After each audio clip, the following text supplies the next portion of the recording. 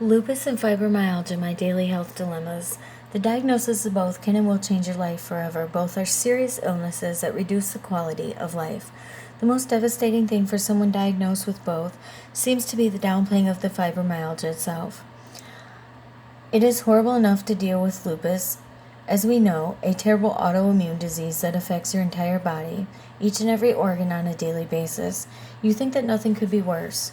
You then have the task of explaining that you have fibromyalgia in addition to the lupus.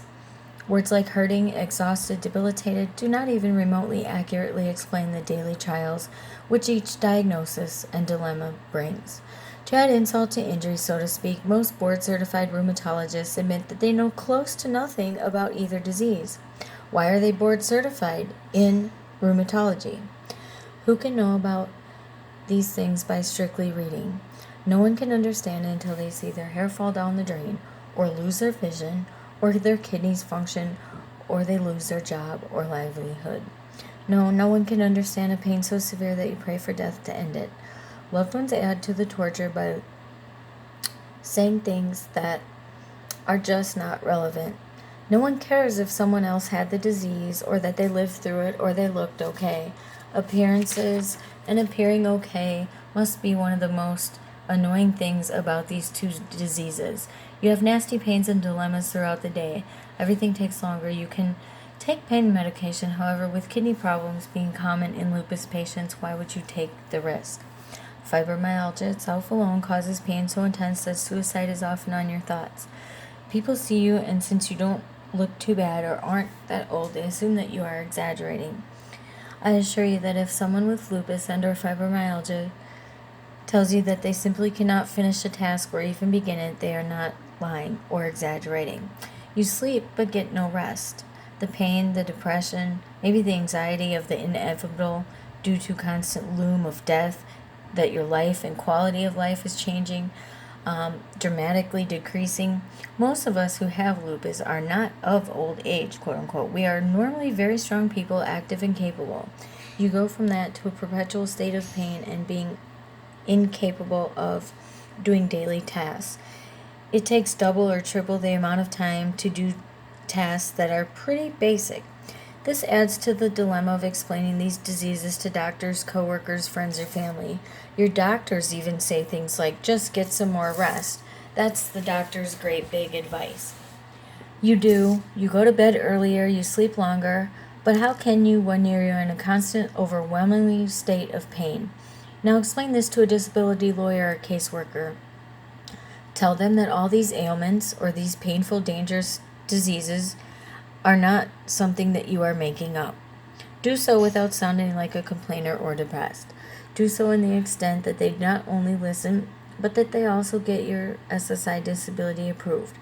We do not care that we are only 40 or younger. We care that not only can we not work, half the time we cannot even walk or get out of bed. We are in excruciating pain and have a serious fear of death.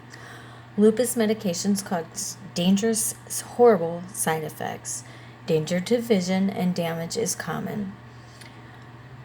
Lupus kills women and men in their 20s of heart failure. Why would patients in their 40s or above then not worry? Your to-do list in daily life gets shorter and shorter, and the task takes significantly longer amounts of strength and concentration and time. Anything you plan to do with your family or friends must be planned around a specific time. These times are usually just a brief hour after you are awake. Lupus and fibromyalgia patients only have a few good hours throughout the day to accomplish their goals and tasks on their daily agendas. We find ourselves bombarded with conflicting information about different procedures and things that produce flare-ups. What makes patients feel better? I personally have changed my diet several times to attempt to have less pain being brought to me throughout the day. I have lupus and fibromyalgia, occasionally in a seizure. I have migraines. I'm a tax-paying citizen, always have been, and it takes me by surprise that it is brutally unfair and we are turned down for disability, often with even both of these two ailments. But for me personally, lupus and fibromyalgia together combined, I would suggest turmeric and ginger, but asking your doctor first. I also have reduced my foods that were higher in fat. Exercising is permitted by your body and your doctor's permission. If you have lupus and fibromyalgia, do keep moving and being positive. Do keep pushing for reform and education. If your loved ones and coworkers have it, just know they are not complaining, they are not unmotivated or lazy. They are incredibly, deliberately doing something that takes a significant amount of strength. Just getting out of bed to start your day when you have these two ailments is amazing.